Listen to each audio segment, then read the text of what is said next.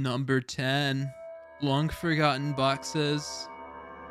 What if you were renovating your new house when suddenly you stumbled upon a hidden stash of Magic the Gathering cards? Well, that's exactly what happened to one Redditor, these signs, in an r slash Magic TCG post titled Remodeling a House I Just Bought and Found Some Long Forgotten Boxes Above Our Closet, Hoping for Power in the Walls. These signs includes pictures of his findings. While they are mostly just dusty deck boxes, there are a couple of cards, but they aren't anything good. Number 9. A guy who watches way too much game nights. On Thursday, March 3rd, at exactly 9:31 p.m. Eastern Standard Time, a Redditor by the name of u/Trompdoy made a post to r/EDH detailing a truly cringeworthy experience at his local game store. In this post, Trompdoy discusses a fellow player who has watched too much of the Commander YouTube series Game Nights. He states, "The problem is essentially that he talks and acts like he's on the show, even though the rest of us are trying to have a chill game of Magic. He always starts each game by exclaiming things like, 'The deck I built is Ishin, two heavens is one. The game plan is to double up on attack triggers and run my opponents over with double the value and double the fun.' But that's not all. Trompdoy then goes on to explain that he'll stare straight ahead of him and do commentary on the game and the thoughts he's having, like, 'Man, this really put a wrench in my game plan,' and Trompdoy rightfully calls this behavior unsettling. But that's not even the worst of it. Trompdoy alleges that this player will also feign convulsion and death once he is taken out of the game, just like what you'd see in an episode of Game Nights. I don't know if Trompdoy is telling the truth, but if he is, then I would never want to set foot in this game store. Number 8. Magic 30.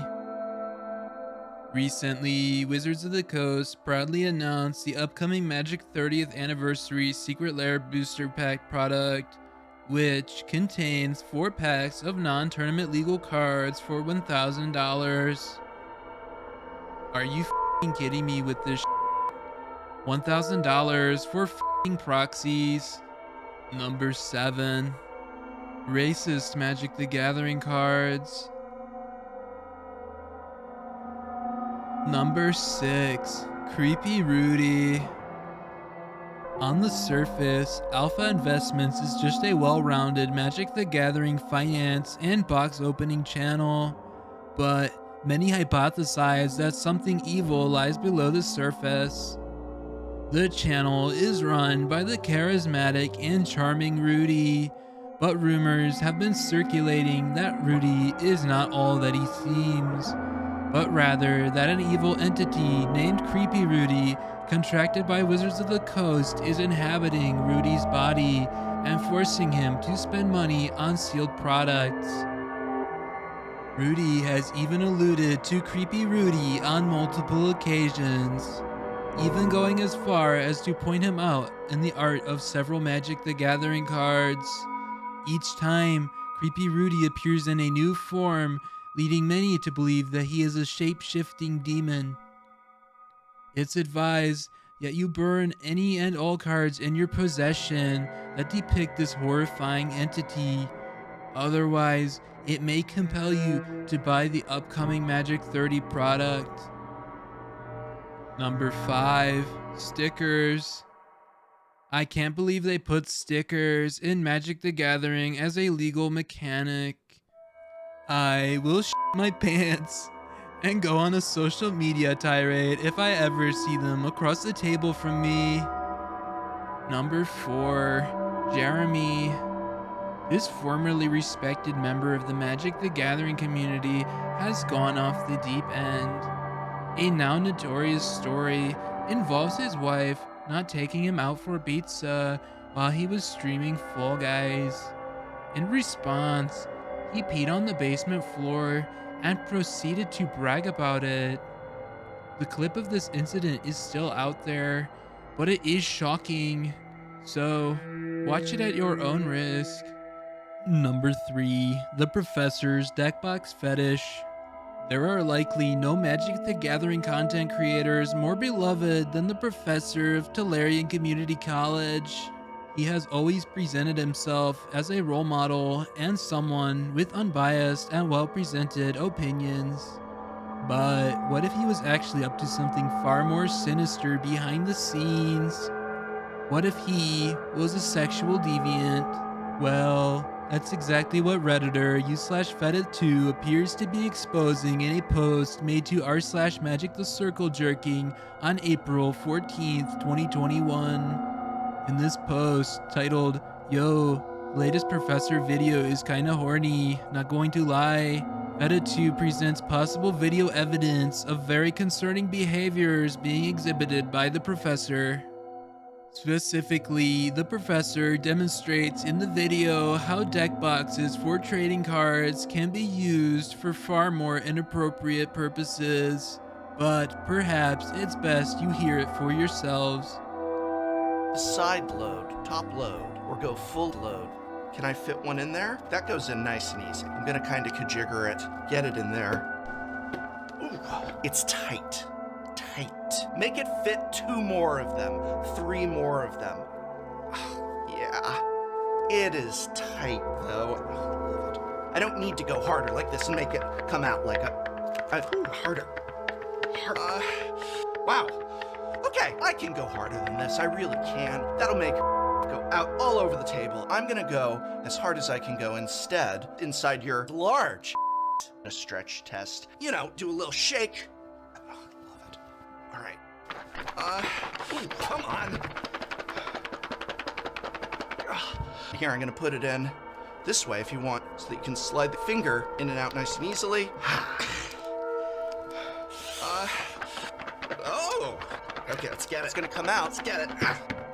Oh. Whew. Whoops. Fantastic. Deep grade here is a solid, enthusiastic A. Many presume this video to be fake, but the Professor even responded to it, stating, "It's been a long pandemic." So, this just goes to show that you never know what skeletons someone might be hiding in their closet. And for those of you that kickstarted the official Tolarian Community College deck box, be aware that it has been greenlit by the Professor in more ways than one. Number 2, the Rules Committee. The last thing you'd want to determine the ban list of Magic the Gathering's most popular format is a group that leaves almost everything to Rule Zero discussions. But as it turns out, that might be what you get.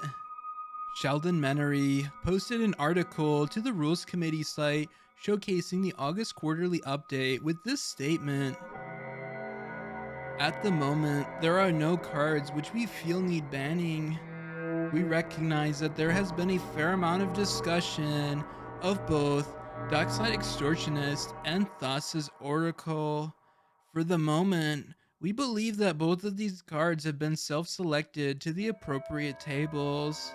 Dockside Extortionist is far closer to the line due to the recent uptick in treasure-related cards.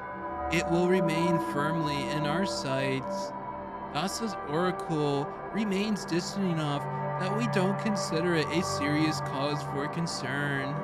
When it comes to evaluating cards for banning, it's not just what a card does, but what a card does to the broader format. We don't currently see a negative enough impact.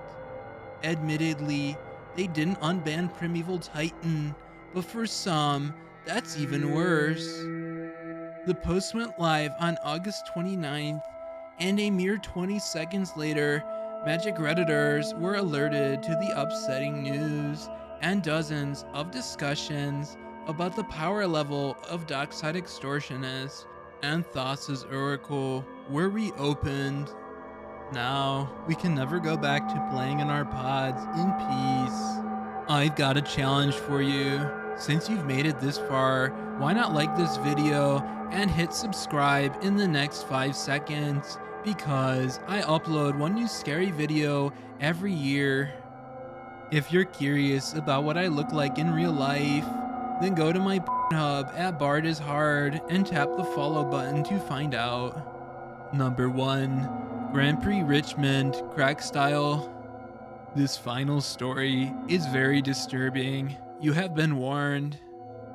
Richmond, Virginia was home to one of Magic the Gathering's biggest tournaments, Grand Prix Richmond, for many years before the introduction of the Premier Play program.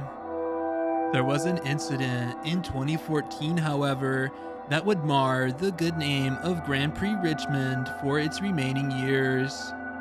A series of photos were uploaded to Imager and shared on Reddit on March 10th of 2014 by a player named Sid Blair.